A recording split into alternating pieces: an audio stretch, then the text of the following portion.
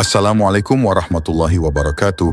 Video ini adalah gabungan dari 6 video, sequel Dajjal dari awal mula dilahirkan hingga dibunuh oleh Nabi Isa alaihissalam dan tambahan kemunculan Yajuj Majuj beserta asal-usulnya. Tentu banyak perbedaan pendapat mengenai sejarah Dajjal ini, karena kita tidak menyaksikan sendiri bagaimana kejadian sebenarnya. Namun yang terpenting bagi umat Islam adalah mempercayai kabar tentang kemunculan Dajjal menjelang hari kiamat nanti. Selebihnya, kita serahkan kepada Allah Subhanahu wa Ta'ala yang Maha mengetahui segala yang telah dan akan terjadi. Bagian pertama menceritakan asal-usul Dajjal dari sebelum lahir hingga dia dibelenggu di suatu tempat. Bagian kedua, kisah Tamim Ad-Dari yang tidak sengaja tersesat di pulau misterius yang ternyata itu tempat Dajjal dibelenggu. Ada dialog di antara mereka. Bagian ketiga, kemunculan Dajjal dan pertemuannya dengan Nabi Khidir. Bagian keempat, kemunculan Imam Mahdi dan ciri-cirinya. Bagian kelima, turunnya Nabi Isa alaihissalam ditugaskan oleh Allah Subhanahu wa Ta'ala untuk membunuh Dajjal. Bagian keenam, keluarnya Yajuj Majuj dan dimusnahkan oleh Allah Subhanahu wa Ta'ala. Sebelum masuk ke inti pembahasan, bantu support channel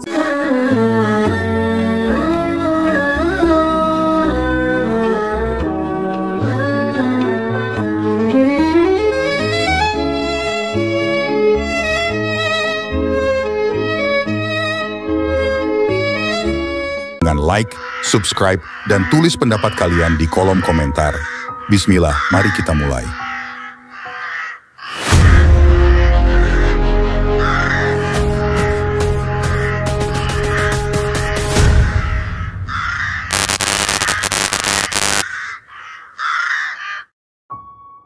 Dajjal adalah seorang manusia. Dia bukan jin atau makhluk lain. Dia adalah manusia yang ditangguhkan ajalnya, minal munzarin. Sama juga halnya dengan iblis yang ditangguhkan kematiannya sehingga kiamat nanti. Dajjal adalah manusia yang berhati iblis. Ayah dan ibunya berketurunan Turki dan Mesir. Mereka berasal dari sebuah kampung kecil bernama Rablah. Kedua orang tuanya adalah kakak beradik, seibu dan sebapak.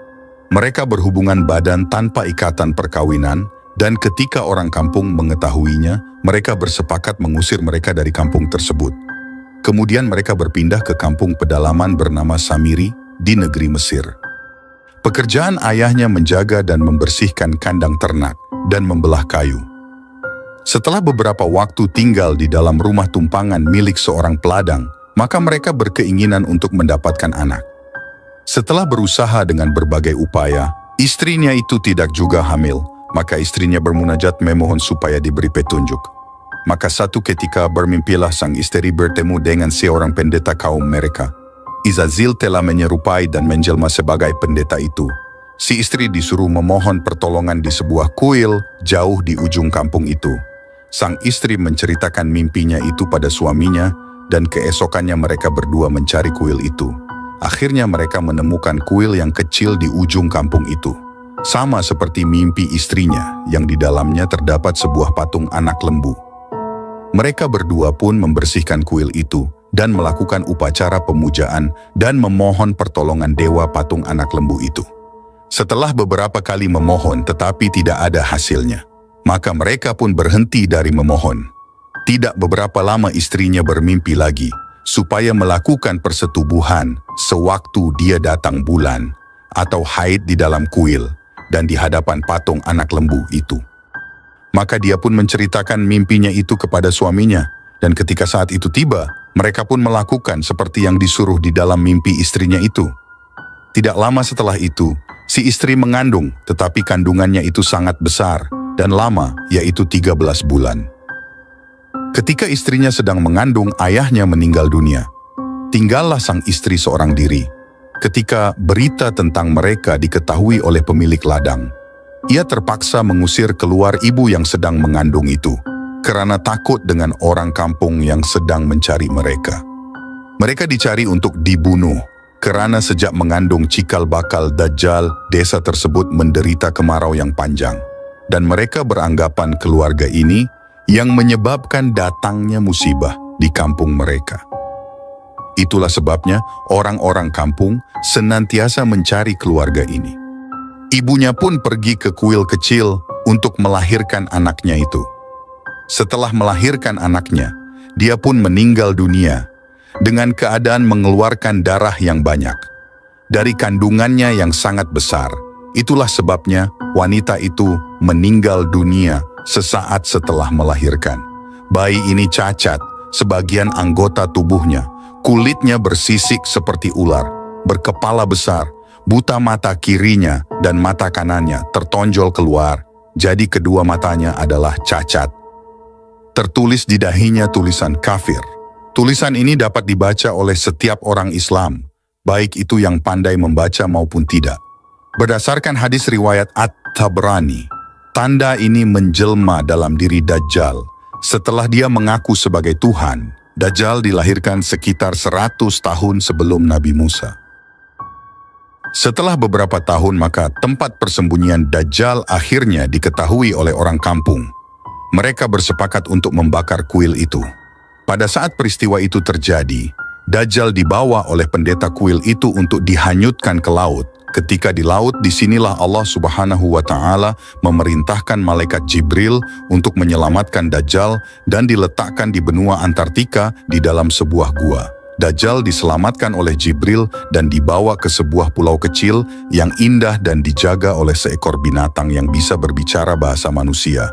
Jibril menyuruh binatang itu menjaga si anak kecil, memberinya makan, dan jika anak itu bangun agar memberitahukan asal-usul si anak dan mengajarkan prinsip-prinsip kehidupan. Dajjal atau Samiri dirawat oleh binatang itu dengan penuh kasih sayang, dan Jibril sesekali datang menengok anak itu, hingga pada suatu saat, di usianya yang ke-7 dia bangun dari tidurnya. Dia keluar dari gua tempatnya berteduh, berlari keluar, dan bertemu dengan binatang yang mengasuhnya. Pertama dia takut, tapi kemudian binatang itu mengajaknya bicara. Engkau adalah anak kecil yang diselamatkan oleh malaikat Allah Subhanahu wa Ta'ala. Binatang tersebut menceritakan tentang sejarah asal-usul si anak. Binatang itu berbicara, Jibril menyuruhku untuk memberitahumu bahwa engkau adalah anak yang disayangi oleh Allah Subhanahu wa Ta'ala dan diberi kehendak bebas untuk memilih jalanmu. Jika engkau mengikuti jalan Jibril dan para nabi, maka engkau akan menjadi orang yang mulia, raja yang hebat di muka bumi ini. Jika engkau mengikuti jalan iblis, maka engkau akan menjadi pendurhaka, yang akan dikutuk oleh makhluk seisi bumi. Karena engkau akan berbuat kerusakan yang sangat besar dan jahat tiada tara. Samiri kecil membalas, apa buktinya bahwa kau, hai binatang, berbicara benar? Maka oleh binatang itu, Samiri diajak ke suatu tempat di pulau itu dan menunjukkan lempeng-lempeng bertulisan tangan Jibril. Ini ditulis sendiri oleh malaikat yang mulia, Jibril, dan merupakan pedoman hidup untukmu. Janganlah kau melenceng dari pedoman-pedoman ini, atau kau akan menjadi manusia durhaka. Lempeng-lempeng itu bertuliskan di antaranya, Allah Subhanahu wa Ta'ala adalah Maha Pencipta, Raja alam semesta, sembahlah hanya Allah dan jangan mempersekutukannya. Di sisi lempeng itu ada segumpal zat atau materi yang merupakan sisa alat tulis Jibril yang dibawa dari surga. Samiri kecil memegang zat itu dengan tangannya, dipermainkannya, dan dia menemukan bahwa zat itu sangat ajaib karena bisa menghidupkan kembali untuk sejenak hewan yang sudah mati. Zat inilah yang kelak digunakan Dajjal sehingga bisa menghidupkan makhluk yang sudah mati. Binatang pengasuhnya mengajarkan kepada Samiri cara-cara ritual menyembah Allah Subhanahu wa Ta'ala dan menyuruhnya agar rutin melaksanakannya. Namun, anak itu enggan dan selalu membangkang hingga usianya dewasa. Dia sangat tertarik pada kehidupan di pulau itu, dipelajarinya semua aspek ilmiah, dan dengan kecerdasannya yang luar biasa, dia mampu menguasainya dengan bantuan penjelasan dari pengasuhnya. Sewaktu di dalam tidurnya, malaikat Jibril telah pula mengajarkan ilmu-ilmu hikmah kepadanya, tanpa mengetahui bahwa Dajjal juga dipelihara oleh Izazil atau iblis. Ini adalah permintaan Izazil kepada Allah Subhanahu wa Ta'ala yang juga dikabulkannya. Dikala itu Izazil juga telah menjelma menjadi ular besar dan memberinya makanan dan air minuman yang dimasukkan ke dalam mulutnya. Binatang pendampingnya sangat sabar, selalu menyuruh Samiri untuk beribadah kepada Allah Subhanahu wa Ta'ala. Hingga Samiri yang lelah diceramahi membalas berkata seperti ini, "Siapa Allah Subhanahu wa Ta'ala itu? Kenapa aku tidak pernah melihatnya? Bahkan aku tidak pernah bertemu Jibril. Yang sering kau bicarakan itu, jangan-jangan semua yang kau bicarakan itu hanya dustamu agar aku tunduk kepadamu. Dengar ya, aku lebih hebat darimu dan Allah yang kau sebut-sebut itu." Binatang itu ketakutan setengah mati. Mendengar makian Samiri, katanya, "Aku adalah ciptaan Allah Subhanahu wa Ta'ala dan aku hanya taat kepadanya. Engkau telah mengatakan hal yang mengguncang langit, maka dengarlah bagimu ada dua janji. Kesempatan pertama adalah sekarang. Jika engkau menyatakan tunduk kepada Allah Subhanahu wa Ta'ala, maka perkataanmu akan diampuni. Jika engkau tidak mau, maka tinggalkanlah pulau ini untuk melihat kehidupan di luar sana, agar kau menyadari keesaan Allah Subhanahu wa Ta'ala. Nanti engkau akan kembali ke sini. Dan jika pada saat itu engkau masih membangkang, maka janji kedua akan berlaku, yaitu engkau tidak akan pernah lagi dapat kembali ke pulau ini dan akan menjadi makhluk paling jahat di muka bumi ini hingga akhir zaman." Samiri pergi, membuat perahu, dan di tengah laut berpindah ke kapal lain. Dengan mengarang cerita bahwa dia korban kapal yang karam. Dia pergi menjenguk dunia luar, belajar setiap hal yang membuatnya tertarik, menyelidiki kisah-kisah tentang sejarah dirinya, menggali harta karun dunia berupa ilmu dan materi, hingga dia menjadi orang yang sangat kaya, sangat pandai. Dan yang membuatnya takjub adalah fisiknya yang tidak bertambah tua. Negeri pertama yang disinggahi Samiri pada usianya, yang ke-20 adalah Yaman, 4.000 jaraknya dari pulau itu. Di sana dia belajar berbagai hal baru setiap hari, dan dapat memahami makna kehidupan dan makhluk hidup dengan sangat cepat. Seolah-olah dia memiliki kecerdasan dan kemampuan 100 kali lipat manusia lainnya. Setiap orang yang mengenalnya merasa kagum pada kekuatan, kemampuannya yang besar, dan keajaiban dalam kecepatannya berpikir. Setelah beberapa lama, dia mulai berpikir untuk kembali ke negeri nenek moyangnya di Palestina. Tetapi sebelumnya dia merasa rindu untuk kembali ke pulau tempatnya hidup di masa kecil. Dengan mengendarai kapal besar dan ditemani sejumlah pelayan dia berangkat. Di tengah laut kapal besar itu berhenti, dan Samiri melanjutkan perjalanan sendiri dengan kapal kecil. Ketika sampai di pulau binatang besar itu hanya memandangi kelakuan Samiri, tidak mengajaknya bicara sama sekali. Lalu ketika masih di pulau, hal pertama yang teringat oleh Samiri untuk dibawa adalah materi ajaib peninggalan Jibril. Selain itu, dia membawa juga sepotong batu kecil berwarna-warni, yang dipotongnya dari batu panel tempat malaikat Jibril menuliskan wasiat-wasiatnya untuk Samiri. Setelah itu, dia melanjutkan petualangannya hingga ke Palestina. Sampai di Palestina, usianya sudah mencapai 100 tahun, tapi dia tidak merasa lemah, tua, ataupun pikun. Seolah-olah waktu telah berhenti pada masa mudanya. Tanpa ragu, dia merasa dirinya pantas untuk menjadi Tuhan, karena dia tahu dirinya lebih cerdas dari setiap manusia. Bahkan baginya ruhnya adalah ruh dewa. Buktinya hanya dia yang diajak bicara oleh binatang luar biasa yang menjadi pengasuhnya. Dia sadar semua makhluk takut kepadanya karena kekuatannya yang luar biasa. Bukankah menurut binatang itu, Jibril, malaikat paling agung, adalah pembimbingnya sehingga dia seolah-olah tahu apa yang harus dilakukan dalam melakukan sesuatu yang tidak diketahuinya.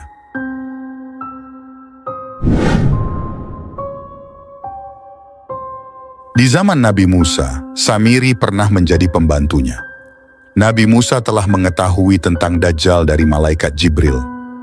Nabi Musa alaihissalam telah menerimanya bekerja menjaga kuda dan membersihkan kandang kuda Nabi.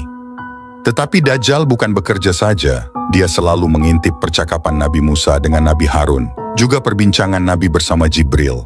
Dia selalu mengikuti dari belakang kuda Nabi, dan apabila di suatu ketika Jibril mendatangi Nabi Musa saat berkuda, kesempatan itu diambilnya untuk mengambil pasir tempat pijakan kaki kuda malaikat Jibril dan disimpannya. Dia juga selalu memperhatikan tingkah laku para pengikut Nabi Musa. Ketika Nabi Musa alaihissalam pergi bermunajat selama 40 hari di Bukit Tursina, peluang ini diambil oleh Dajjal atau Samiri melakukan tipu dayanya.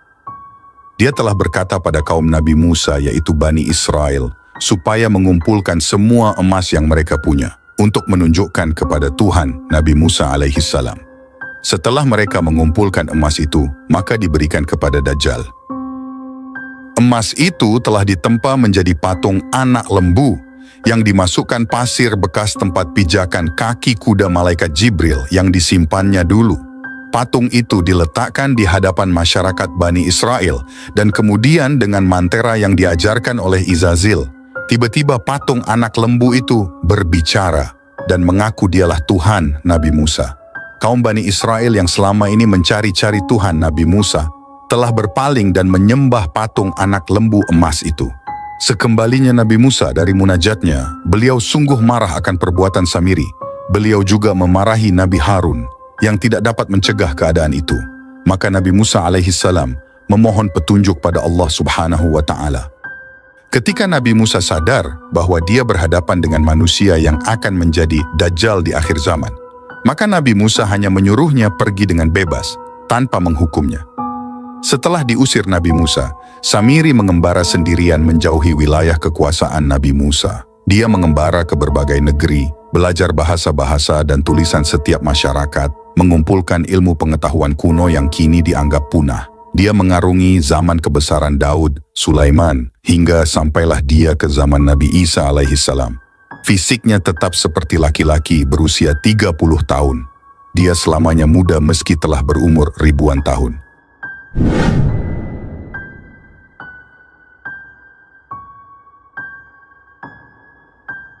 Di zaman Nabi Isa, Samiri mendengar kabar tentang Isa, yang dikatakan sebagai keturunan Daud, yang menyelamatkan bangsa Yahudi dari pertikaian, kejahatan, dan kepunahan. Samiri ingin menguji apakah Isa ini betul-betul Nabi atau bukan, maka dia pergi menemui Nabi Isa. Namun dia tidak langsung bertemu muka dengan Nabi Isa, melainkan mengutus orang untuk bertanya kepada Nabi Isa, "Jika engkau benar-benar Nabi, maka katakan padaku siapa yang berada di luar." Nabi Isa diam sejenak dan kemudian berkata, "Wahai saudaraku, beritahukan kepada orang yang mengutusmu bahwa Allah subhanahu wa ta'ala yang maha perkasa menerima tobat dan mengampuni dosa-dosa seluruh hambanya." Lalu disebutkan oleh Nabi Isa secara terperinci riwayat hidup Samiri. Samiri yang menerima kabar itu dari utusannya tidak menanggapi, selain mengatakan, dia itu tukang sihir yang telah dirasuki setan-setan.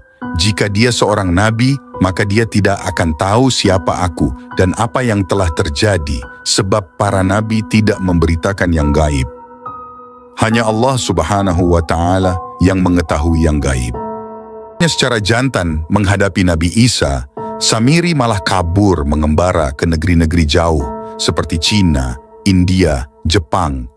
Nabi Isa alaihissalam sendiri mengingatkan para pengikutnya agar berhati-hati terhadap seorang pembohong yang akan muncul di akhir zaman dengan mencuri nama dan gelarnya sebagai penyelamat Bani Israel.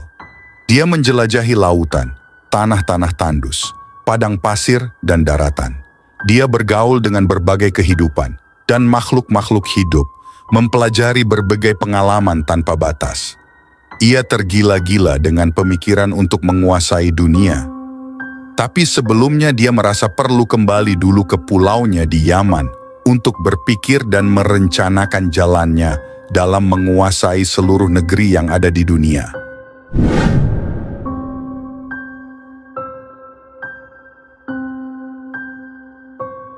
Setelah berkelana ke berbagai tempat, akhirnya Samiri pulang kembali ke Pulau Hijau di Yaman.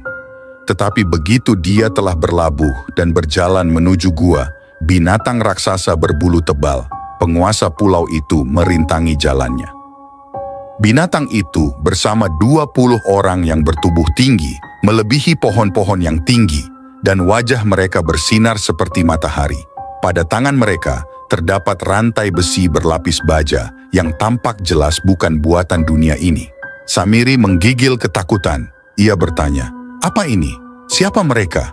Bagaimana mereka dapat sampai ke sini?"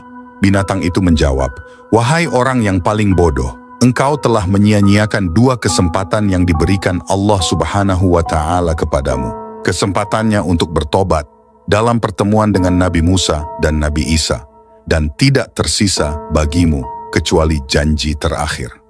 Janji terakhir itu adalah seperti yang tertulis dalam pesan Jibril untuk Samiri. Tidak ada kitab bagimu kecuali apa yang dibawa kepadamu oleh seorang nabi terakhir, Muhammad Shallallahu Alaihi Wasallam, yang datang menjelang akhir zaman. Jika engkau beriman dan meyakini apa yang kami imani, maka Allah Subhanahu wa Ta'ala akan memudahkanmu untuk mengimani penutup para nabi. Dia bernama Muhammad Al-Amin. Dia akan lahir sebagai nabi dan rasul di tengah-tengah kaum yang buta huruf. Dia berhijrah ke tempat yang banyak ditumbuhi pohon kurma dan yang banyak mata air dan sumur tawarnya dengan tanah subur. Jika engkau mendustakan nabi yang mendahului Muhammad, maka Allah Subhanahu wa Ta'ala akan menutup hatimu dengan selubung hitam. Hatimu menjadi condong kepada kejelekan dan tidak dapat melihat cahaya. Akalmu hanya akan melihat dirimu sendiri saja seperti iblis si terkutuk, dan engkau pun menjadi teman akrabnya. Jika engkau tidak mempercayai eksistensi Allah Subhanahu wa Ta'ala beserta malaikatnya serta rasulnya, maka engkau akan dimasukkan ke dalam penjara 1000 tahun lamanya. Engkau akan bebas ketika Muhammad Shallallahu Alaihi Wasallam telah wafat. Ketika siuman dari pingsannya, Samiri mendapati dirinya telah berada dalam gua, sementara binatang itu ada di depannya. Kedua tangan dan kakinya terbelenggu dengan rantai yang sangat panjang agar ia dapat bergerak, duduk, berdiri, berjalan, dan buang air ke belakang di tempat dekat sumur yang telah disiapkan binatang itu baginya. Binatang itu sungguh-sungguh memperhatikan kebersihan dan mengurus badan Samiri. Samiri diliputi ketakutan yang tidak pernah dirasakannya.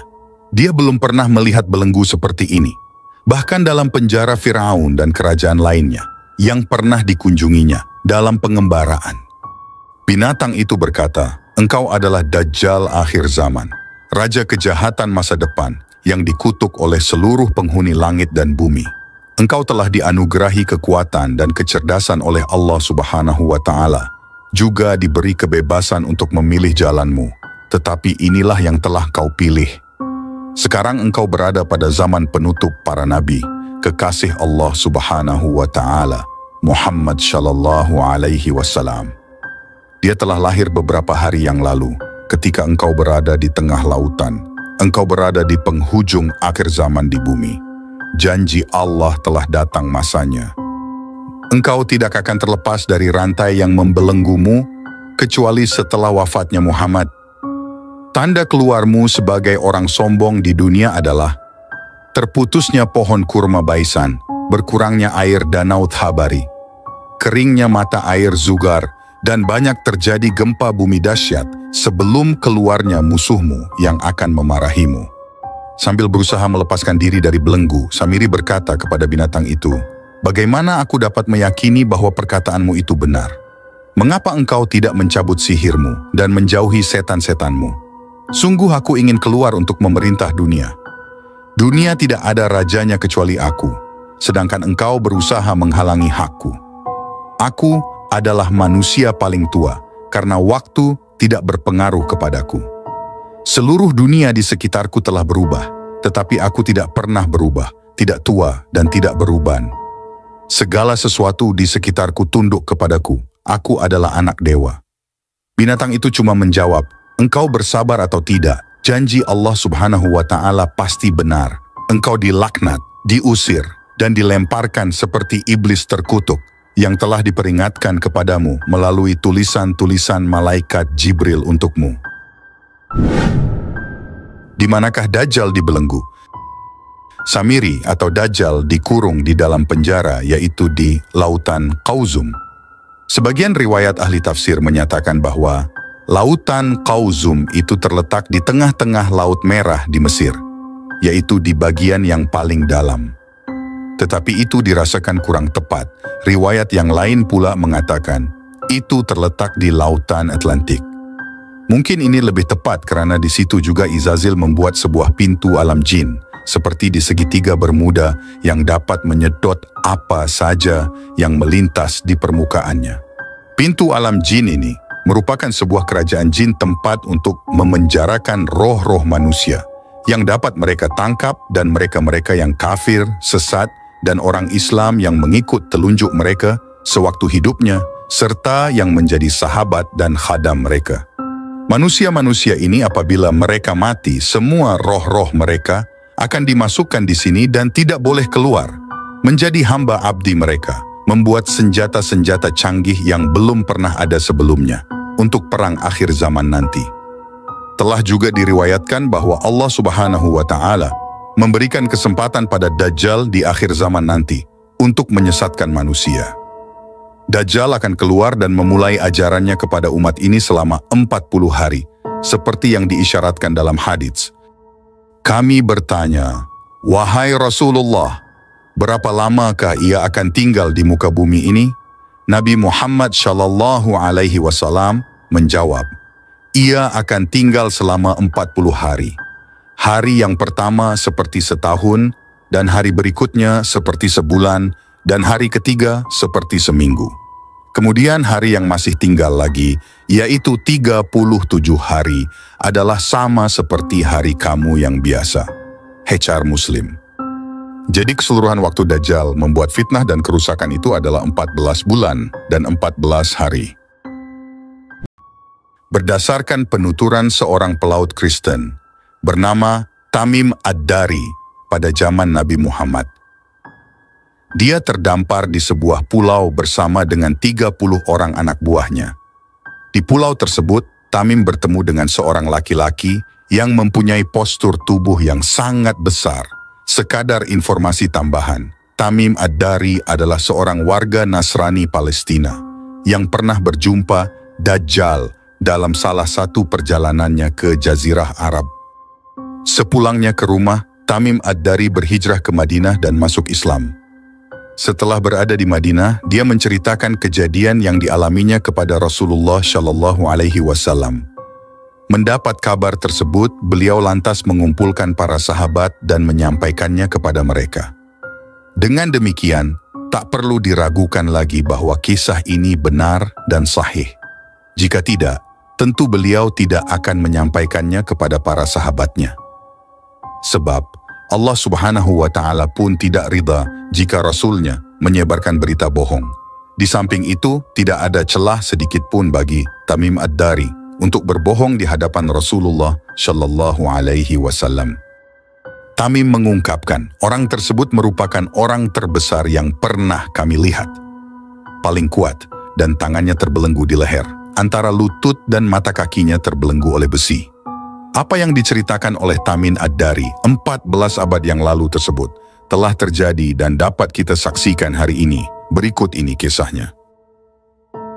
Ketika Rasulullah Shallallahu Alaihi Wasallam usai melakukan sholat, beliau duduk di atas mimbar sambil tersenyum seraya berkata, hendaklah tiap-tiap orang tetap berada di tempat sholatnya. Kemudian beliau melanjutkan, tahukah kamu mengapa saya kumpulkan kalian? Mereka menjawab, Allah Subhanahu wa Ta'ala dan Rasul-Nya lah yang lebih mengerti. Lalu beliau bersabda, demi Allah, sesungguhnya aku tidak mengumpulkan kalian karena senang atau benci. Aku kumpulkan kalian karena Tamim Ad-Dari, seorang penganut Nasrani, telah berbayat masuk Islam, dan dia bercerita kepadaku tentang suatu masalah yang sesuai dengan apa yang pernah aku sampaikan kepada kalian, mengenai Dajjal.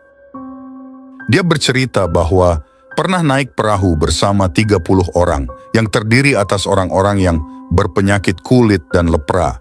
Lalu mereka dihempas ombak selama sebulan di laut. Kemudian mereka mencari perlindungan ke sebuah pulau di tengah lautan, hingga sampai di daerah terbenamnya matahari. Dari penuturan Nabi Muhammad tentang apa yang disampaikan oleh Tamim kepadanya, yaitu pada saat Tamim terombang-ambing di tengah lautan, kemudian terdampar di sebuah pulau, di situ dinyatakan bahwa dirinya sampai di daerah terbenamnya matahari.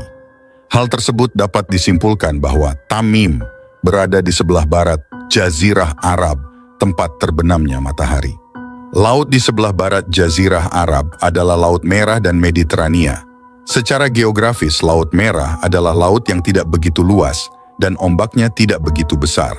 Jadi dapat dikatakan hampir tidak masuk akal jika Tamim Ad-Dari dapat dihempas ombak hingga 1 bulan lamanya.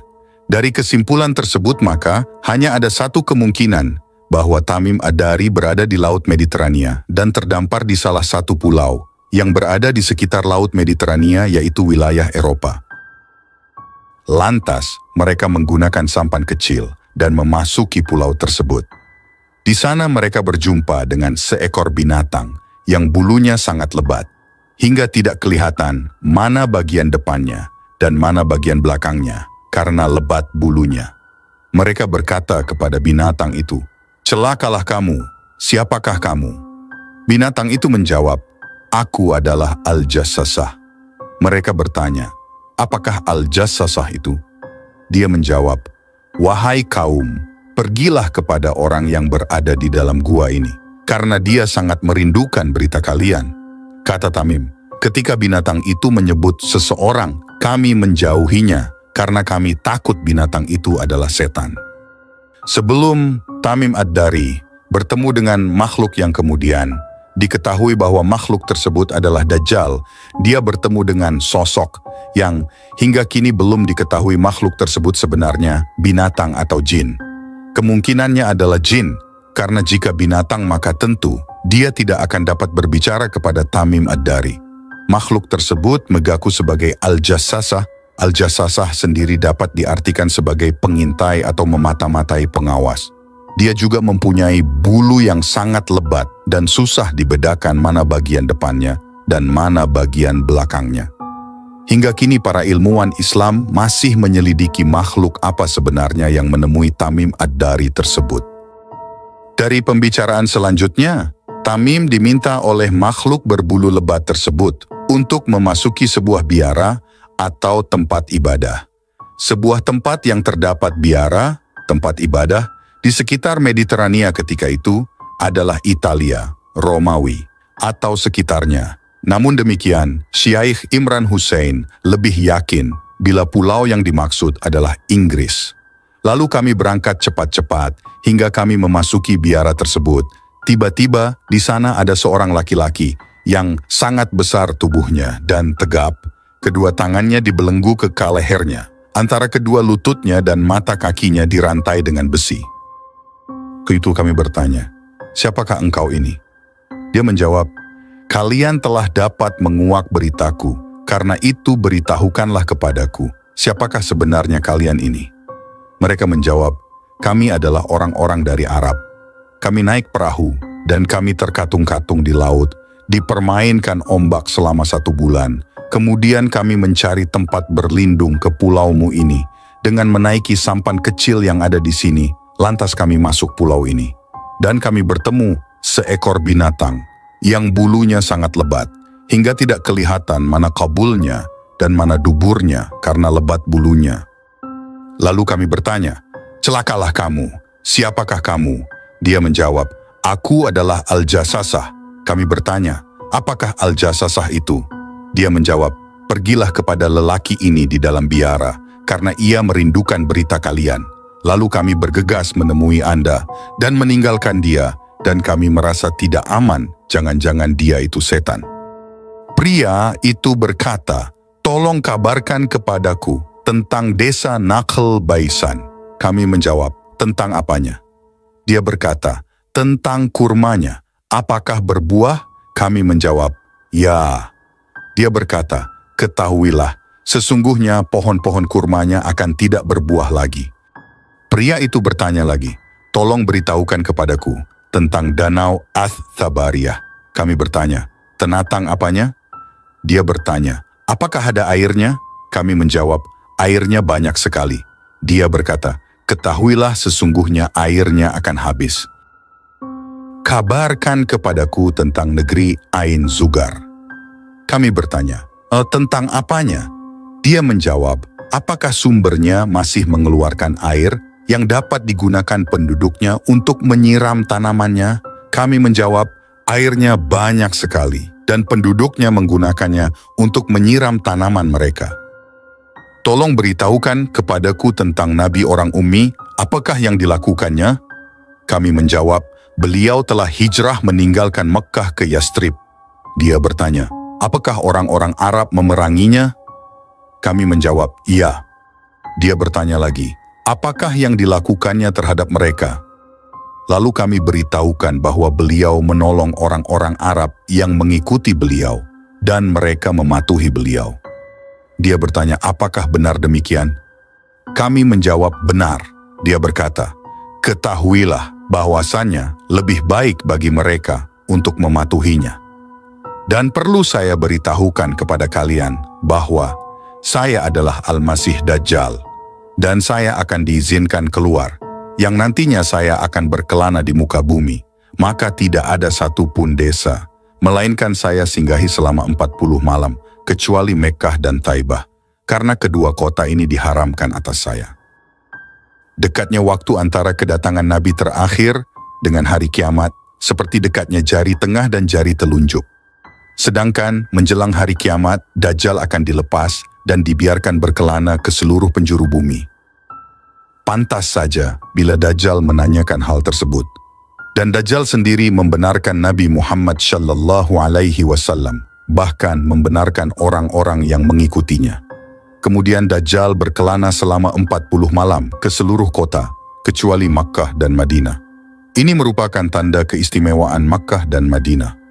Walaupun dua kota ini tidak terhindar dari fitnah-fitnah yang besar, namun dua kota ini terhindar dari fitnah yang paling besar. Setiap saya hendak memasuki salah satunya, saya dihadang oleh seorang malaikat yang menghunus pedang. Dan pada tiap-tiap lorongnya ada malaikat yang menjaganya. Fatimah berkata, Rasulullah Shallallahu Alaihi Wasallam bersabda, sembari mencocokkan tongkat kecilnya ke mimbar, inilah Taibah, inilah Taibah, inilah Taibah, yakni Madinah. Ingatlah, bukankah aku telah memberitahukan kepadamu mengenai hal itu? Orang-orang menjawab, ya. Selanjutnya beliau bersabda, saya heran terhadap cerita Tamim yang sesuai dengan apa yang telah saya ceritakan kepada kalian, juga tentang kota Madinah dan Mekkah. Ketahuilah bahwa dia berada di Laut Syam atau Laut Yaman. Oh tidak, tetapi dia akan datang dari arah timur, dari arah timur, dari arah timur, dan beliau beri isyarat dengan tangan beliau menunjuk ke arah timur. Fatimah berkata, maka saya hafal ini dari Rasulullah Shallallahu Alaihi Wasallam. Sudah jelas kiranya penjelasan Tamim Ad-Dari tentang Dajjal yang ditemuinya di Eropa tadi. Dajjal akan dilepaskan selama 40 hari dan Rasulullah membenarkan cerita Tamim Ad-Dari. Peringatan untuk kita semua bahwa kedatangan Dajjal sudah dekat. Apakah Dajjal dan Imam Mahdi akan muncul pada tahun kita sekarang? Wallahu a'lam.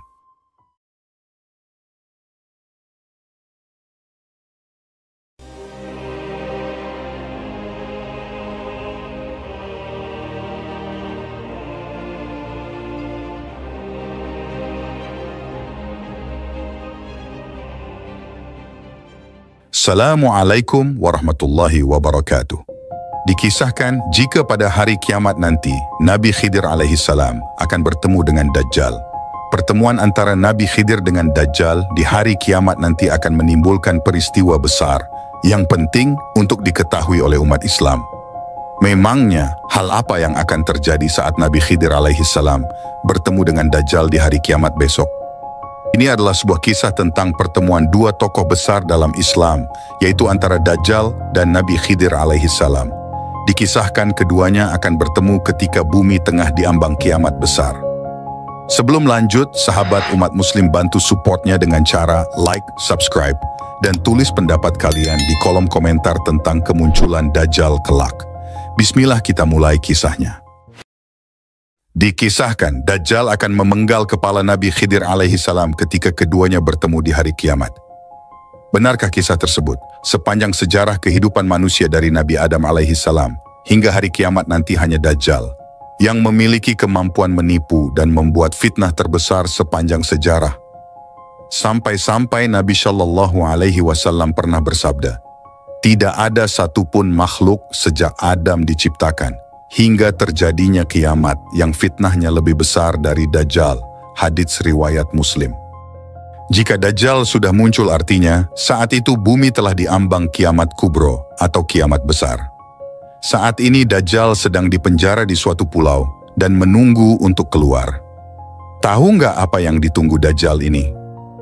Dajjal ini menunggu bumi kita ini akan terjadi musim kemarau parah selama 3 tahun. Ini bukanlah musim kemarau seperti sekarang ini. Saat itu adalah masa yang sangat sulit. Tanaman gagal panen, hewan ternak banyak yang mati. Secara tak ada air sama sekali yang menetes ke bumi. Tanah menjadi luar biasa kering dan tentunya suhu menjadi sangat panas. Pada tahun pertama musim kemarau, Allah Subhanahu wa Ta'ala perintahkan langit untuk menahan sepertiga dari hujan dan perintahkan bumi untuk menahan sepertiga tanamannya untuk panen dan berbuah. Kemudian di tahun kedua malah lebih parah, 2/3 air hujan dan tanaman pun ditahan. Dan di tahun ketiga seluruh air dan tanaman ditahan, setetes pun hujan tak akan turun. Pada tahun itu tak ada satupun tanaman di dunia ini yang berbuah. Pastinya ketika itu populasi hewan ternak akan menipis, bahkan mungkin akan habis. Pada saat itulah manusia akan betul-betul merasa kelaparan dan kesusahan yang teramat sangat. Kemudian pada saat itu pula rantai setinggi 40 meter yang mengikat Dajjal akan terlepas. Lalu Dajjal akan keluar di suatu tempat yang bernama Isfahan. Kalau kita lihat di peta modern sekarang, tempat itu berada di negara Iran. Nanti pas Dajjal ini pertama-tama keluar, dia akan mengaku sebagai orang soleh. Kemudian banyaklah pengikut dia, termasuk orang-orang Islam. Karena saat itu Dajjal ini melakukan suatu perjalanan, maksudnya dia tidak diam di Isfahan. Setelah muncul tak lama dari itu pun Dajjal mengaku sebagai nabi. Dan pada saat dia mengaku nabi, maka orang-orang Islam banyak yang meninggalkannya. Setelah perjalanan Dajjal sampai ke sebuah daerah yang bernama Kallah yang berada di wilayah antara Irak dan Syam, barulah saat itu dia mengaku sebagai Tuhan, pemilik surga dan neraka.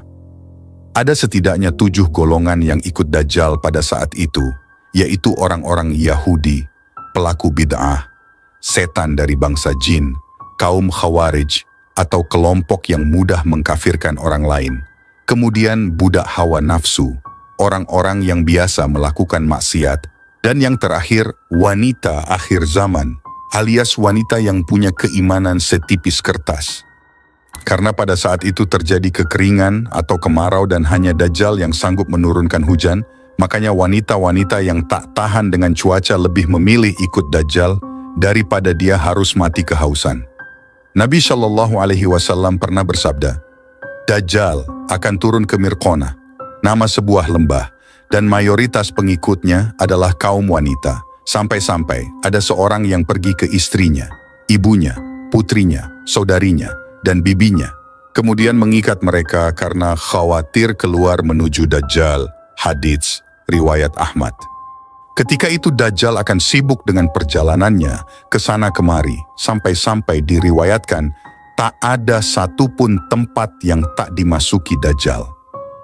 Jadi seluruh pelosok-pelosok negeri akan didatangi Dajjal untuk dia menebar fitnah sekaligus mencari pengikut. Hanya 2 kota saja yang Allah Subhanahu wa Ta'ala lindungi, supaya Dajjal dan para pengikutnya tidak bisa masuk, yaitu Makkah dan Madinah. Dan hebatnya lagi, Dajjal mengelilingi seluruh bumi hanya dalam waktu 40 hari saja. Kemudian setelah fitnah Dajjal telah mencapai puncaknya, maka muncullah Nabi Khidir alaihissalam yang akan membongkar segala fitnah dan tipu daya dari Dajjal ini. Dan Nabi Khidir alaihissalam akan bersaksi dan meyakinkan kepada seluruh umat manusia bahwa inilah Dajjal akhir zaman yang sesungguhnya. Beliau akan menjelaskan segala kebohongan yang dibuat Dajjal. Setelah Nabi Khidir alaihissalam bersaksi di hadapan umat manusia, kemudian Dajjal memenggal kepala Nabi Khidir alaihissalam. Lalu setelah melakukan itu, Dajjal memamerkan seluruh kekuatannya kepada umat manusia dengan maksud untuk merapuhkan keyakinan mereka atas kesaksian Nabi Khidir alaihissalam tadi. Dan untuk lebih meyakinkan lagi kepada orang-orang dengan keahlian sihir yang luar biasa itu. Saat itu Dajjal menghidupkan kembali Nabi Khidir alaihissalam yang sudah terpenggal dan tercincang. Setelah berhasil dihidupkan, dengan bangga Dajjal berkata kepada orang-orang, "Bukankah kalian telah melihat kekuasaanku sebagai Tuhan?" Maka semakin yakinlah ketika itu orang-orang yang telah mengikuti Dajjal. Mereka jadi betul-betul percaya kalau Dajjal yang ada di hadapannya itu adalah Tuhan. Lalu Nabi Khidir alaihissalam kembali menentang persaksian atau perkataan Dajjal tersebut. Beliau berkata, "Wahai umat manusia, dia tidak akan melakukan hal seperti ini terhadap seorang pun setelah aku." Kemudian Dajjal pun memenggal lagi Nabi Khidir alaihissalam untuk yang kedua kalinya. Namun atas izin dari Allah Subhanahu wa Ta'ala ketika itu, Dajjal tak mampu untuk membunuhnya dengan cara yang sama. Bahkan pedang atau gergaji pun tak sanggup untuk membunuh Nabi Khidir alaihissalam. Kemudian dikisahkan, Dajjal pun melempar Nabi Khidir alaihissalam ke neraka terakhir. Di dalam hadits dijelaskan orang-orang yang menyaksikan kejadian itu mengira Nabi Khidir alaihissalam betul-betul dilemparkan ke neraka dan Rasulullah Shallallahu Alaihi Wasallam pun segera menegaskan padahal dia dilemparkan ke surganya Allah Subhanahu Wa Taala. Derajatnya mulia dan dia adalah syuhada di sisi Allah. Setelah kejadian itu barulah sebagian umat semakin yakin dan segera berbayat kepada Imam Mahdi. Rasulullah Shallallahu Alaihi Wasallam bersabda, "Pria ini adalah orang yang derajatnya paling dekat denganku, sekaligus syuhada yang paling agung di mata Allah Subhanahu wa Ta'ala, Tuhan semesta alam." Ajal Nabi Khidir ditunda sampai dia mengingkari Dajjal. Dua kutipan hadis tersebut berasal dari riwayat Abu Sa'id Al-Khudri. Sebenarnya ada perbedaan pendapat dari para ulama mengenai masa hidup Nabi Khidir alaihissalam ini. Sebagian mengatakan Nabi Khidir alaihissalam telah lama wafat. Sebagian ulama lain berpendapat Nabi Khidir alaihissalam akan terus hidup sampai hari kiamat. Namun sebagian besar para ahli hadits mengatakan Nabi Khidir alaihissalam masih hidup dan akan terus hidup sampai hari Dajjal keluar nanti. Di dalam Sahih Muslim ada hadits yang mengisahkan tentang Dajjal yang ketika itu dia tak bisa masuk ke kota Madinah. Lalu keluarlah seseorang dari sebaik-baiknya manusia dan dia berkata, "Aku bersaksi bahwa kau benar-benar Dajjal," yang dikatakan Rasulullah Shallallahu Alaihi Wasallam kepada kita. Lalu Dajjal berkata, "Bila kubunuh orang ini, lalu kuhidupkan kembali, apakah kalian masih mengeluh?" Mereka menjawab, "Tidak." Maka Dajjal membunuhnya, lalu menghidupkannya kembali. Lalu berkatalah laki-laki yang dibunuh itu, "Aku semakin yakin bahwa kaulah Dajjal." Maka Dajjal ingin membunuhnya lagi, namun Dajjal tak mampu. Di dalam riwayat Abu Ishaq, beliau berkata, laki-laki itu adalah Nabi Khidir alaihissalam. Hadis riwayat Muslim nomor 2938. Kemudian ada riwayat dari Imam Nawawi yang menjelaskan jumhur ulama mengatakan, bahwa dia masih hidup sebagaimana dijelaskan dalam hadits keutamaannya dan mengenai kehidupan Nabi Khidir ini adalah kabar yang syahih. Selain itu juga dijelaskan bahwa datanglah seorang lelaki asing melawat Rasulullah Shallallahu Alaihi Wasallam. Ketika itu beliau Rasulullah tengah wafat. Maka berkata Sayyidina Abu Bakar dan Sayyidina Ali bin Abi Thalib, lelaki itu adalah saudara Rasulullah Shallallahu Alaihi Wasallam, yaitu Nabi Khidir alaihissalam. Nabi Khidir alaihissalam masih hidup sampai hari ini. Timbul sebuah pertanyaan, apakah Nabi Khidir alaihissalam menikah dan punya keturunan? Jawabannya adalah tak ada satupun riwayat yang mengatakan bahwasanya Nabi Khidir alaihissalam menikah dan punya anak. Namun dijelaskan oleh Imam Nawawi bahwasanya Nabi Khidir alaihissalam tinggal di laut dan beribadah di laut. Imam Nawawi berpendapat demikian berdasarkan dari isi surat Al-Kahfi yang mengisahkan Nabi Musa bertemu Nabi Khidir alaihissalam yang sedang beribadah di tengah laut. Dan ada beberapa kisah para waliullah, orang-orang soleh dan ulama ada yang pernah berjumpa dengan Nabi Khidir alaihi salam.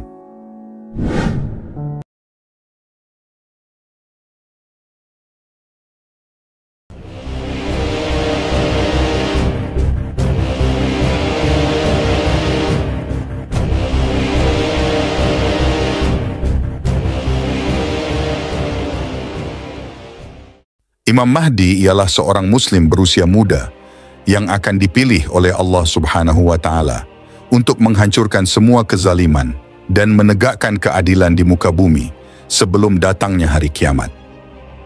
Hal ini diterangkan sangat jelas dalam sebuah hadis Nabi yang diriwayatkan oleh Tabrani.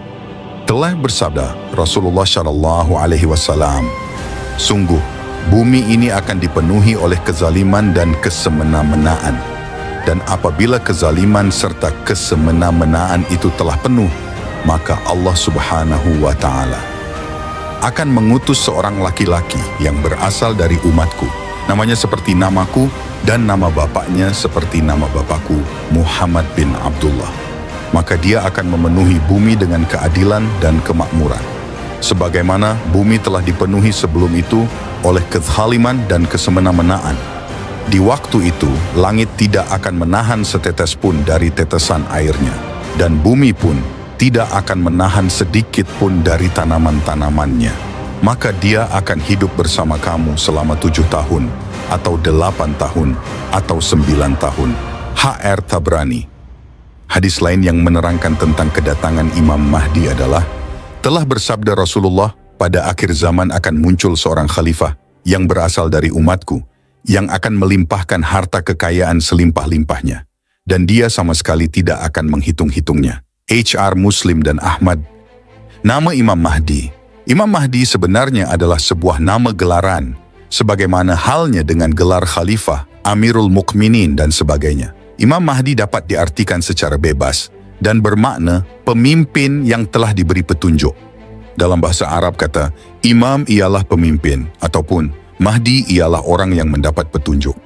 Nama Imam Mahdi sebenarnya seperti yang disebutkan dalam hadis di atas, dia bernama Muhammad, seperti nama Nabi Muhammad Shallallahu Alaihi Wasallam. Nama ayahnya pun sama seperti nama ayah Rasulullah, yaitu Abdullah. Nama Imam Mahdi sama dengan Rasulullah Shallallahu Alaihi Wasallam, yaitu Muhammad bin Abdullah. Ciri-ciri Imam Mahdi.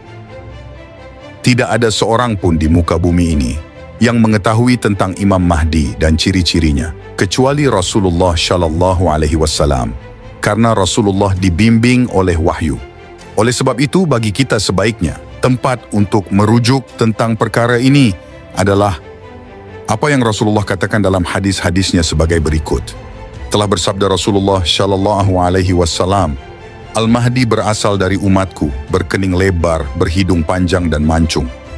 Dia akan memenuhi bumi ini dengan keadilan dan kemakmuran, sebagaimana bumi ini sebelum itu dipenuhi oleh kezaliman dan kesemena-menaan, dan umur kekhalifahannya berumur 7 tahun. H.R. Abu Daud dan Al-Hakim. Telah bersabda Rasulullah Shallallahu Alaihi Wasallam, Al-Mahdi berasal dari umatku, dari keturunan anak cucuku. H.R. Abu Dawud, Ibnu Majah, dan Al-Hakim. Kemunculan Imam Mahdi. Kemunculan Imam Mahdi bukan kerana kemauan Imam Mahdi itu sendiri, melainkan kerana takdir Allah Subhanahu wa Ta'ala yang pasti berlaku. Bahkan Imam Mahdi sendiri tidak menyadari bahwa dirinya adalah Imam Mahdi, melainkan setelah Allah Subhanahu wa Ta'ala mengislahkannya dalam suatu malam, seperti yang dikatakan dalam sebuah hadis berikut. Telah bersabda Rasulullah Shallallahu Alaihi Wasallam, Al-Mahdi berasal dari umatku yang akan diislahkan oleh Allah dalam satu malam. H.R. Ahmad dan Ibnu Majah. Kemunculan Imam Mahdi akan didahului oleh beberapa tanda-tanda, sebagaimana yang disebutkan dalam beberapa hadis berikut. Aisyah Ummul Mukminin radhiyallahu anha telah berkata, pada suatu hari tubuh Rasulullah Shallallahu Alaihi Wasallam bergetar dalam tidurnya. Lalu kami bertanya, mengapa engkau melakukan sesuatu yang belum pernah engkau lakukan, wahai Rasulullah? Rasulullah menjawab, akan terjadi suatu keanehan, yaitu bahwa sekelompok orang dari umatku akan berangkat menuju Baitullah, Ka'bah, untuk memburu seorang laki-laki Quraisy yang pergi mengungsi ke Ka'bah. Sehingga apabila orang-orang tersebut telah sampai ke padang pasir, maka mereka ditelan bumi. Kemudian kami bertanya, bukankah di jalan padang pasir itu terdapat bermacam-macam orang? Beliau menjawab, benar, di antara mereka yang ditelan bumi tersebut ada yang sengaja pergi untuk berperang, dan ada pula yang dipaksa untuk berperang, serta ada pula orang yang sedang berada dalam suatu perjalanan, akan tetapi mereka binasa dalam satu waktu dan tempat yang sama, sedangkan mereka berasal dari arah niat yang berbeda-beda. Kemudian Allah Subhanahu wa Ta'ala akan membangkitkan mereka pada hari kebangkitan menurut niat mereka masing-masing. HR Bukhari Muslim. Telah bersabda Rasulullah Shallallahu Alaihi Wasallam, seorang laki-laki akan datang ke Baitullah Ka'bah, maka diutuslah suatu utusan oleh penguasa untuk mengejarnya. Dan ketika mereka telah sampai di suatu gurun pasir, maka mereka terbenam di telan bumi. HR Muslim. Telah bersabda Rasulullah Shallallahu Alaihi Wasallam, sungguh Baitullah ini akan diserang oleh suatu pasukan, sehingga apabila pasukan tersebut telah sampai pada sebuah padang pasir, maka bagian tengah pasukan itu ditelan bumi. Maka berteriaklah pasukan bagian depan kepada pasukan bagian belakang, di mana kemudian semua mereka ditenggelamkan bumi, dan tidak ada yang tersisa, kecuali seseorang yang selamat, yang akan mengabarkan tentang kejadian yang menimpa mereka. HR Muslim, Ahmad, Nasai, dan Ibnu Majah. Telah bersabda Rasulullah akan dibayat seorang laki-laki antara makam Ibrahim dengan sudut Ka'bah. HR Ahmad, Abu Dawud telah bersabda Rasulullah Shallallahu Alaihi Wasallam, suatu pasukan dari umatku akan datang dari arah negeri Syam ke Baitullah Ka'bah untuk mengejar seorang laki-laki yang akan dijaga Allah Subhanahu wa Ta'ala dari mereka. HR Ahmad. Kepemimpinan Imam Mahdi. Dalam hadis yang disebutkan di atas, Imam Mahdi akan memimpin selama 7 atau 8 atau 9 tahun. Semasa kepemimpinannya, Imam Mahdi akan membawa kaum muslimin untuk memerangi kezaliman, hingga satu demi satu kezaliman akan tumbang takluk di bawah kekuasaannya. Kemenangan demi kemenangan yang diraih Imam Mahdi, dan pasukannya akan membuat murka raja kezaliman Dajjal, sehingga membuat Dajjal keluar dari persembunyiannya dan berusaha membunuh Imam Mahdi serta pengikutnya. Kekuasaan dan kehebatan Dajjal bukanlah lawan tanding Imam Mahdi. Oleh karena itu, sesuai dengan takdir Allah Subhanahu wa Ta'ala, maka Allah akan menurunkan Nabi Isa dari langit yang bertugas membunuh Dajjal. Imam Mahdi dan Nabi Isa akan bersama-sama memerangi Dajjal dan pengikutnya, hingga Dajjal mati ditombak oleh Nabi Isa di pintu Lod dalam kompleks Al-Aqsa. Ada disebutkan dalam Atsar, kata-kata sahabat yang menerangkan tanda-tanda sudah dekatnya kemunculan Imam Mahdi. Menurut riwayat, apabila sudah dekat kedatangan Imam Mahdi, akan banyaklah terjadinya peperangan, bencana, dan kekacauan. Pada masa itu nanti semakin banyaklah terjadi pembunuhan dan peperangan. Orang mau bunuh-bunuhan sesama kaum sendiri karena masalah yang remeh. Antara satu kumpulan dengan kumpulan yang lain, begitu juga dengan negara lain berperang karena masalah yang kecil. Bencana semakin banyak, seperti gempa bumi, letusan gunung berapi, angin puting beliung, banjir, dan sebagainya. Begitu juga dengan penyakit, semakin banyak jenis penyakit dan semakin ramailah manusia yang berpenyakit. Menjelang datangnya Imam Mahdi ini, akan muncullah api yang besar dari arah masyrik, tempat terbenamnya matahari, dan menerangi seluruh ufuk selama 3 malam. Pada masa itu juga nanti, lengkaplah orang-orang yang mengaku dirinya sebagai nabi, seramai 60 orang. Masa itu tenggelamlah kampung-kampung di negeri Syam. Akan datang angin yang hitam yang menyebabkan ramai manusia yang mati. Sungai Furat di Irak akan melimpah yang menyebabkan kota Kufah tenggelam. Akan terdengar suara seruan dari langit. Suara itu dapat didengar oleh seluruh manusia yang ada di dunia. Dan yang paling mengherankan lagi, suara itu dapat difahami oleh semua orang. Ini karena semua orang mendengar panggilan itu dalam bahasa sendiri. Bangsa Arab mendengarnya dalam bahasa Arab. Bangsa Melayu akan mendengarnya dalam bahasa Melayu dan lain-lain. Pada masa itu juga, terdengarlah suara pada tengah malam bulan Ramadan yang menyebabkan semua orang yang tidur terbangun. Banyak pembunuhan dan banyak peperangan berlaku, sehingga akan banyak darah mengalir di jalan-jalan raya. Orang semakin berani berbuat jahat, tidak kira tempat dan waktu. Pada masa itu nanti, yang diangkat menjadi pemimpin terdiri daripada orang-orang jahat. Pemimpin jahat dan orang yang dipimpin pun sama-sama jahat. Dalam sebuah hadis ada menyatakan bahwa manusia pada zaman itu yang beriman pada petangnya, tetapi esoknya sudah menjadi kafir. Bukan berarti petangnya dia Islam, tetapi esoknya Yahudi atau Nasrani. Maksudnya di sini banyaknya orang nanti akan kafir nikmat.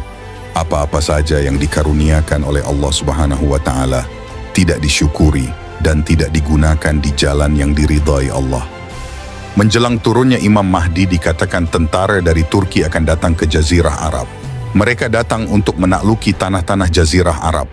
Mereka bunuh pemimpin-pemimpin dan mereka kuasai daerahnya. Dalam keadaan dunia yang huru-hara itu, muncullah Imam Mahdi. Beliau datang untuk meneruskan perjuangannya Nabi Muhammad SAW untuk mengatasi kekalutan di muka bumi ini. Semua makhluk di muka bumi ini gembira dengan kedatangan Imam Mahdi, bukan dari kalangan manusia saja, bahkan dari binatang, hewan buas, burung-burung, dan lain-lain. Imam Mahdi itu adalah seorang lelaki yang soleh daripada keturunan Nabi Muhammad. Dia diangkat menjadi pemimpin ketika manusia di seluruh dunia begitu buruk keadaannya. Imam Mahdi akan diangkat sebagai pemimpin setelah dilihat beliau berilmu, berakhlak, dan mempunyai banyak kelebihan. Manusia pada zaman itu berharap agar Imam Mahdi ini dapat mengembalikan dunia kepada kebaikan. Imam Mahdi itu tidak mengetahui bahwa dirinya itu adalah Imam Mahdi yang ditakdirkan oleh Allah Subhanahu wa Ta'ala untuk diutus ke dunia sebagai penyelamat umat akhir zaman. Begitu juga dengan umat akhir zaman, tidak tahu bahwa orang yang diangkatnya itu adalah Imam Mahdi. Imam Mahdi ini akan diketahui adalah Imam Mahdi apabila dia telah memegang pimpinan.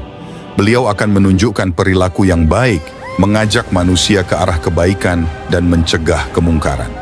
Mengapa manusia yang sudah begitu lama bergelimang dengan dosa mau diajak kepada kebenaran? Keadaan ini samalah seperti zaman jahiliyah dulu sebelum kedatangan Rasulullah. Rasulullah datang menyeru kepada Islam, orang akan mengikutnya. Walaupun baginda terpaksa menghadapi penderitaan dan kesusahan yang dahsyat. Keadilan dapat ditegakkan di zaman Rasulullah karena masyarakat yang baik dan beriman kuranglah malapetaka dan musibah yang menimpa mereka. Bahkan rahmat Allah datang bagaikan air yang melimpah ruah, tak terkata nikmatnya. Umat akhir zaman, setelah dunia aman makmur kembali seperti zaman kegemilangan Islam satu masa dulu, maka pada masa itulah, tahulah mereka bahwa pemimpin mereka itu adalah Imam Mahdi.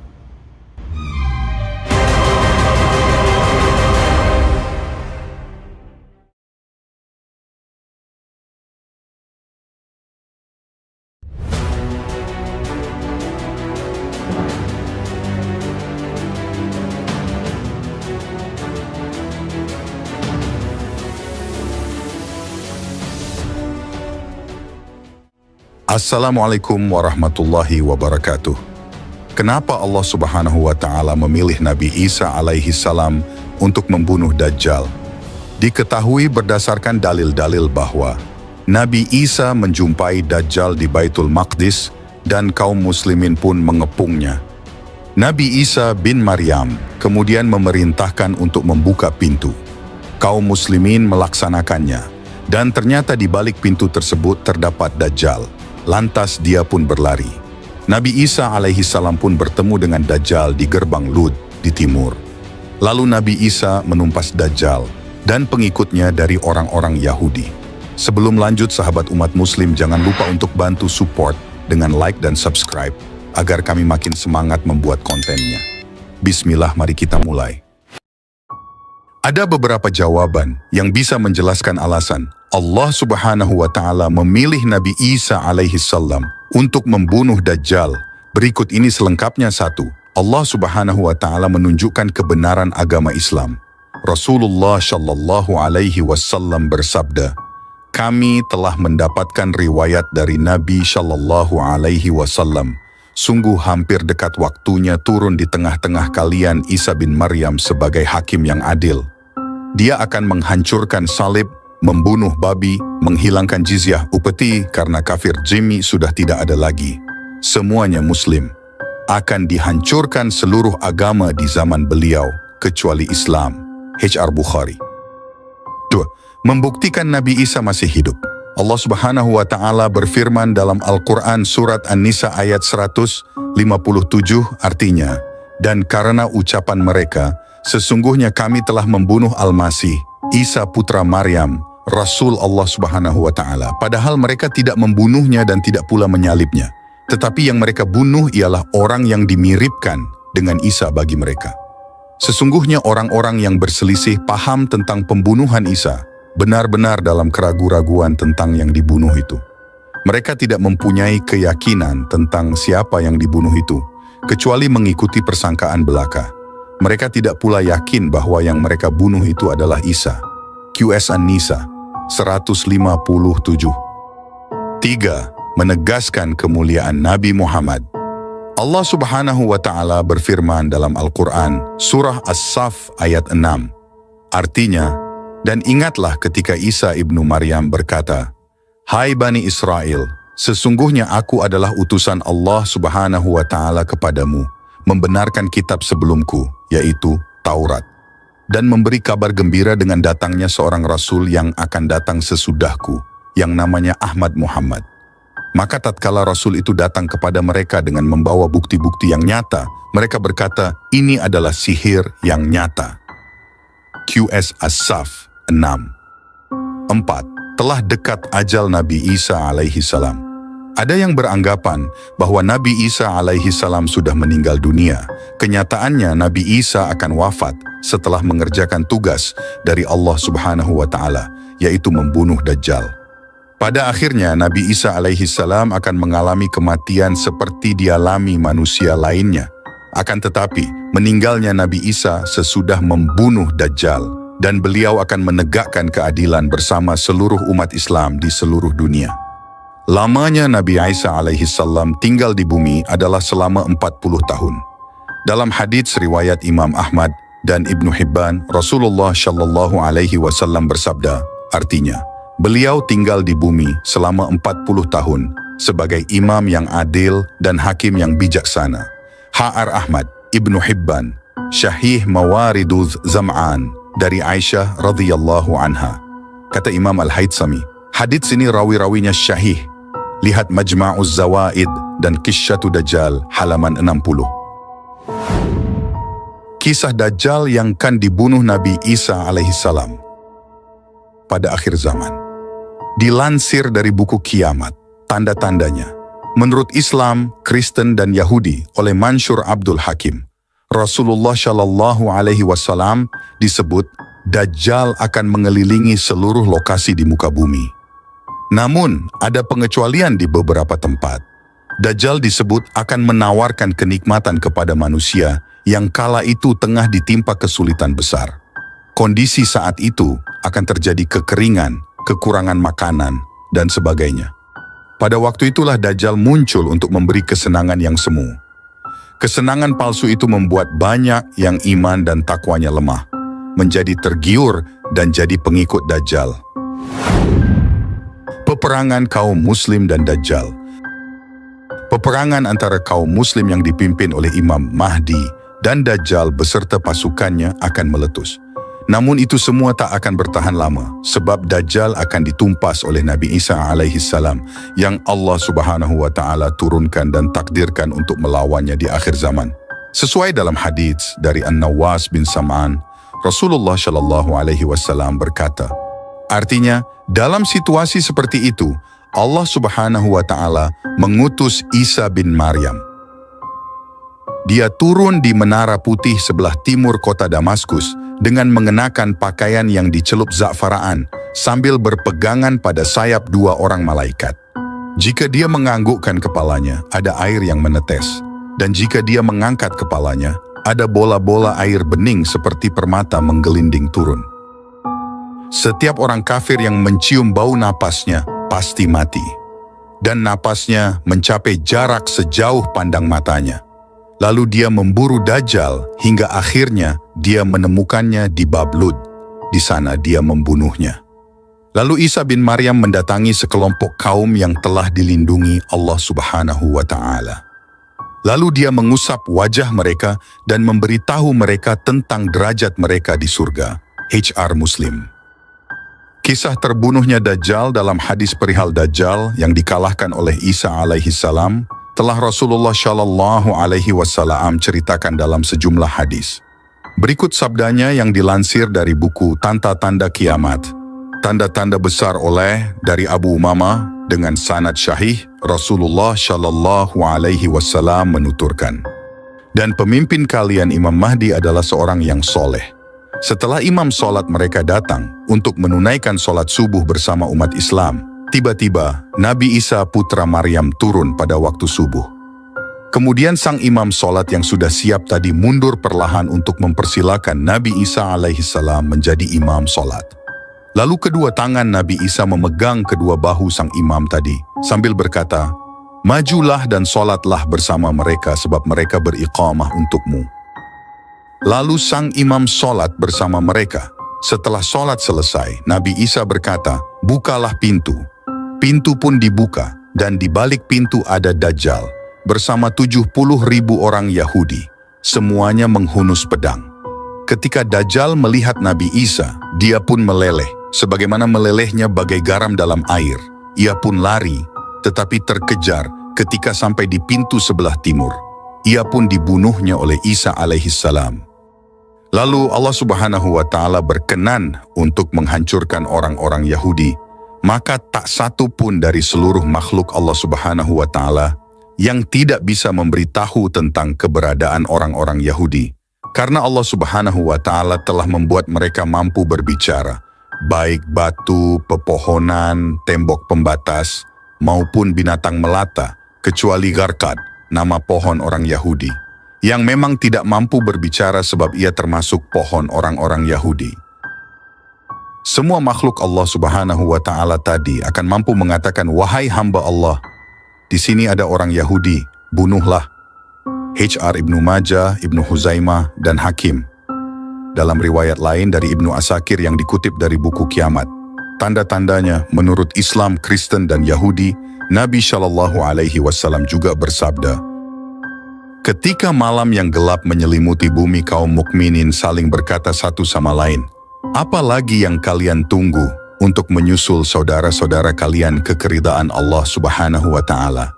Siapapun yang mempunyai kelebihan makanan hendaknya memberikannya kepada saudaranya. Sholatlah hingga fajar terbit, lalu segera tunaikan sholat subuh.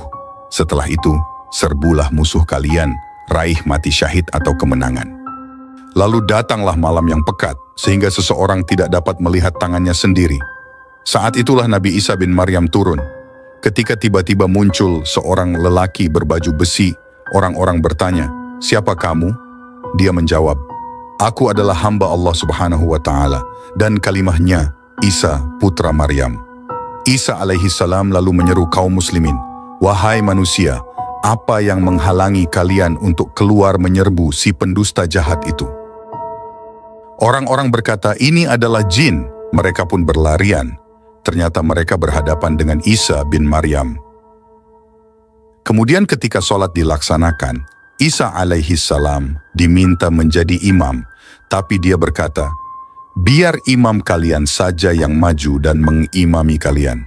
Serangan kaum muslimin terhadap Dajjal.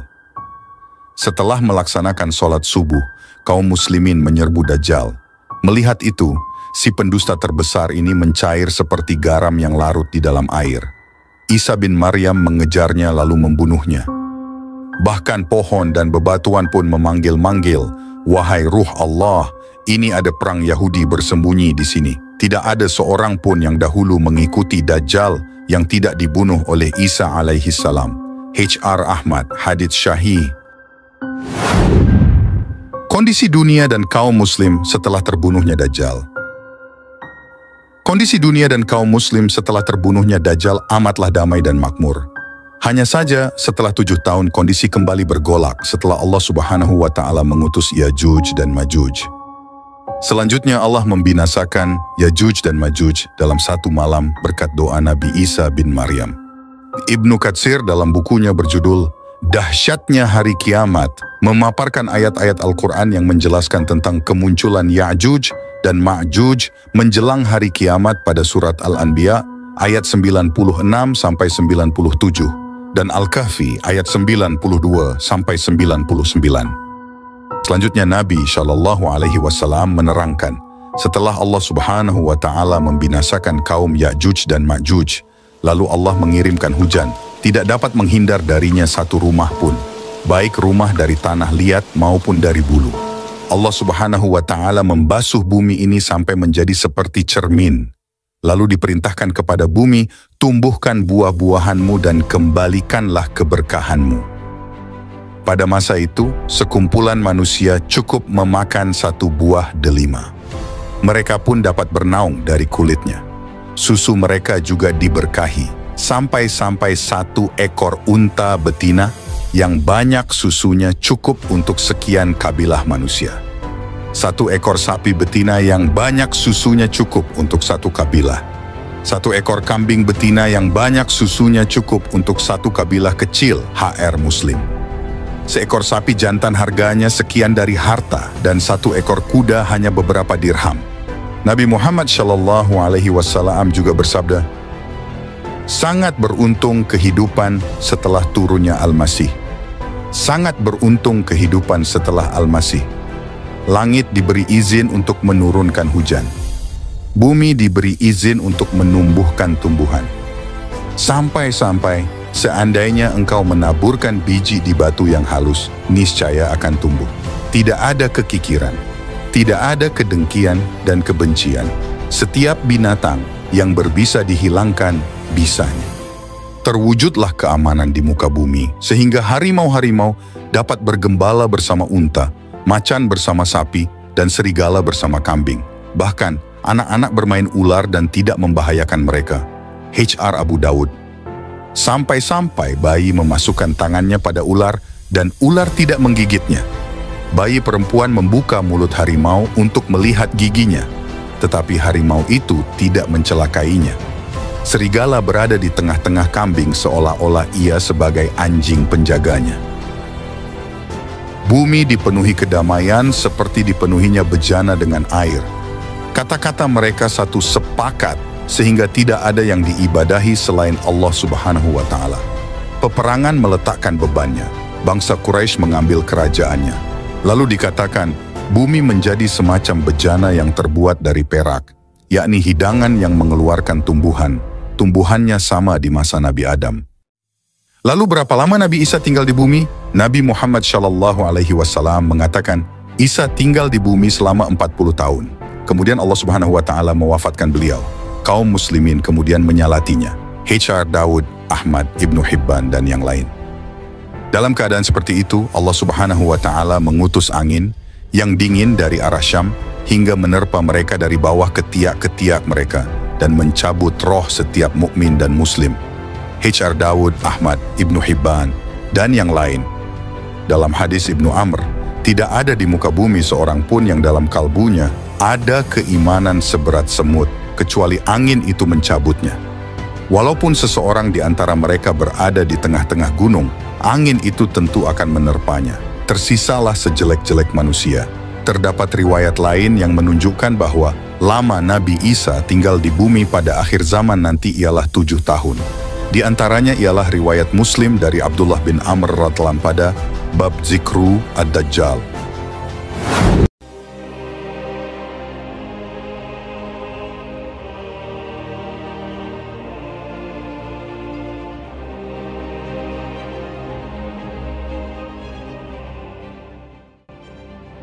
Keluarnya Yajuj dan Majuj adalah tanda kiamat besar. Lalu apakah Yajuj dan Majuj sudah ada dan siapakah mereka? Yajuj dan Majuj adalah golongan manusia dan keturunan Adam.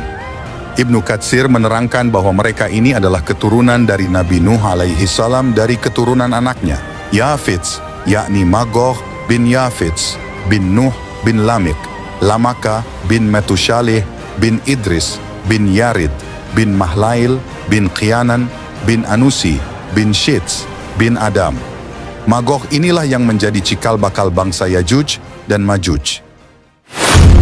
Diceritakan Nabi Nuh alaihi salam mempunyai anak laki-laki yang bernama Ham, Sam, dan Yafist. 1. Ham menurunkan bangsa Habsi dan Zangi yang berkulit hitam. 2. Sam menurunkan bangsa Arab Romawi dan Ajam. 3. Yafist menurunkan bangsa Turki Barbar, Mongol, dan Yajuj dan Majuj. Ada yang mengatakan Nabi Nuh cuma mempunyai anak 2 orang laki-laki, Ham dan Yafist. Ham menjadi raja Mesir dan Yafist menjadi raja Hindustan India. Yafist beranak namanya Aj. Aj mempunyai anak namanya Auj. Dan Auj mempunyai anak Unuk namanya. Anak ini tinggi besar, bisa dikatakan manusia raksasa. Maka Unuk inilah diceritakan di zaman Nabi Nuh disuruh mengambil pohon kayu yang terbesar di negeri Mesir untuk dibuat kapal.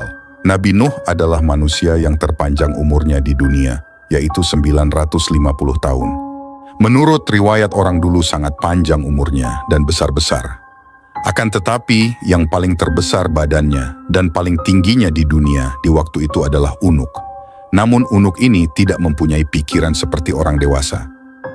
Konon ceritanya ketika terjadi banjir besar di zaman Nabi Nuh, Unuk ini tidak tenggelam.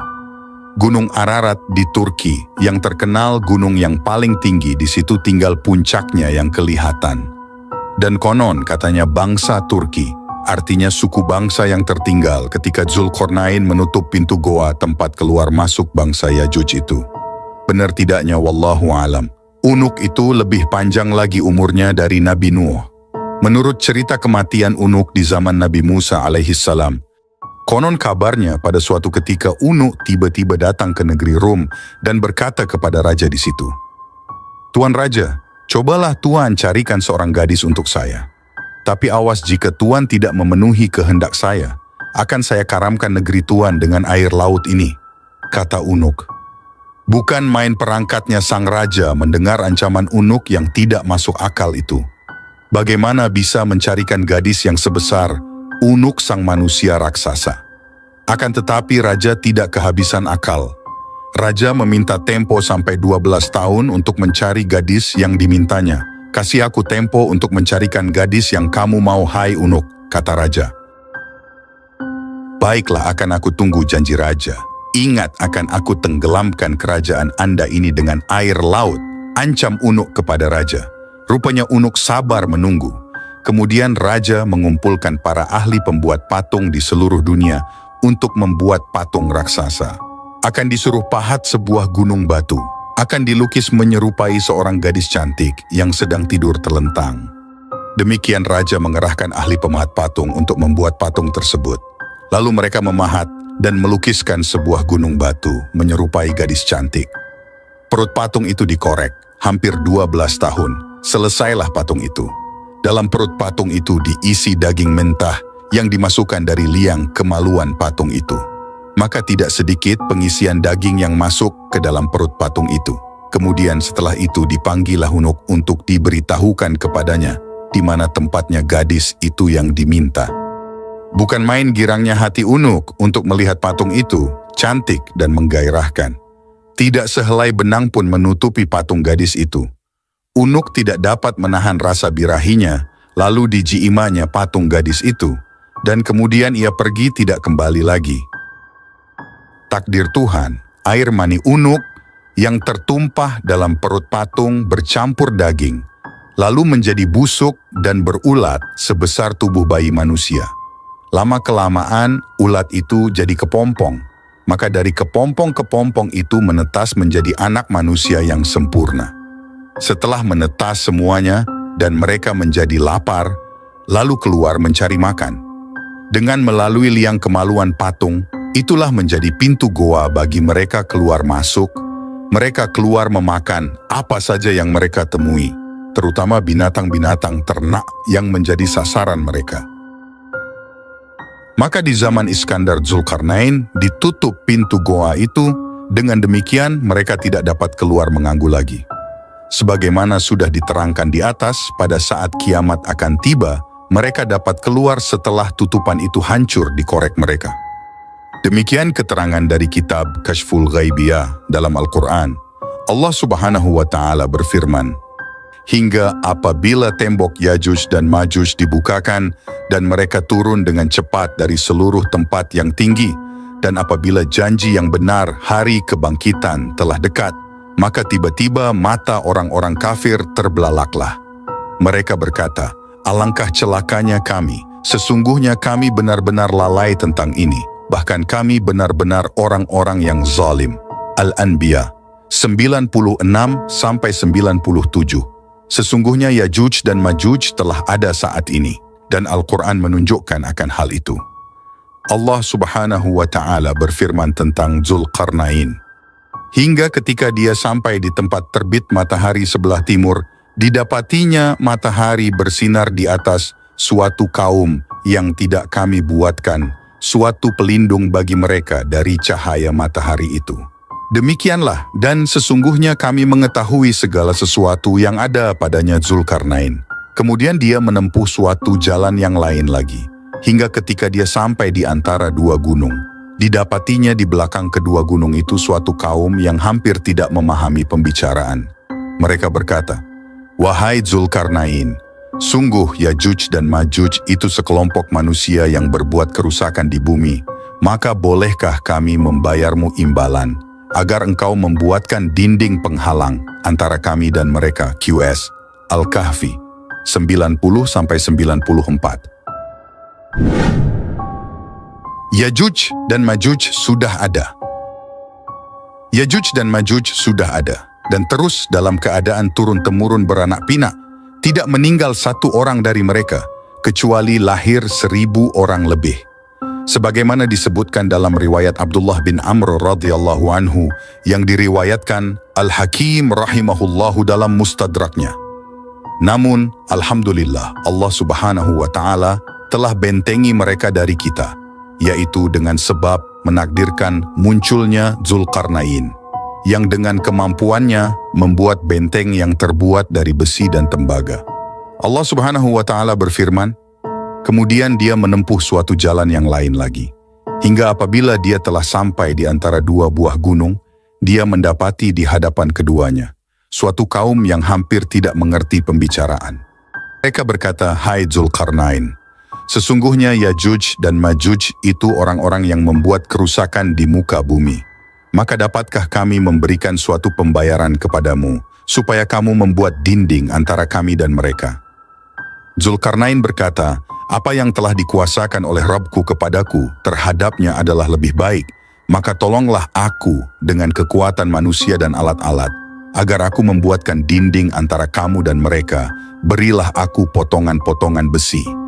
Ya, hingga apabila potongan besi itu telah terpasang sama rata dengan kedua puncak gunung itu, Zulkarnain berkata, tiuplah api itu.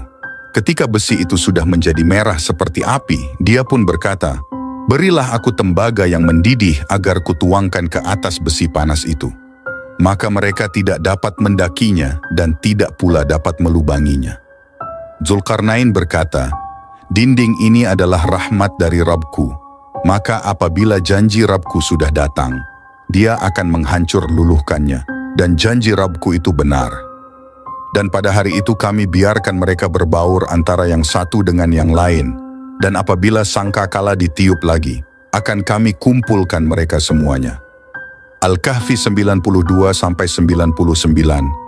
Rasulullah Shallallahu Alaihi Wasallam bersabda, sesungguhnya Yajuj dan Majuj sedang berusaha keras melubangi dinding setiap hari, sampai apabila mereka melihat cahaya matahari, pemimpin mereka berkata, pulanglah, kalian akan melubanginya besok.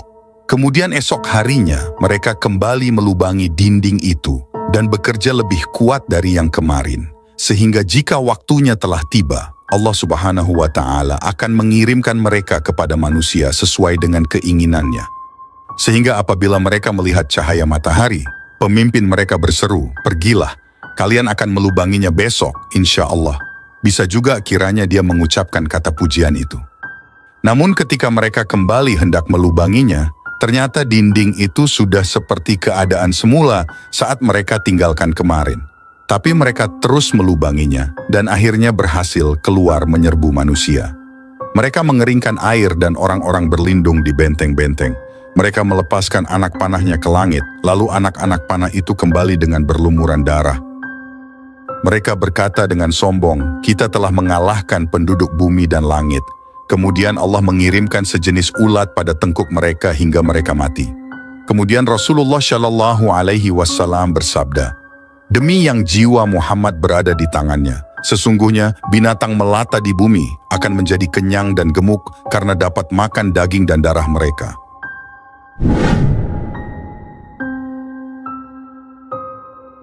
Demikian pembahasan tentang asal-usul Yajuj dan Majuj yang diambil dari riwayat Ibnu Katsir. Bagaimana pendapat kalian?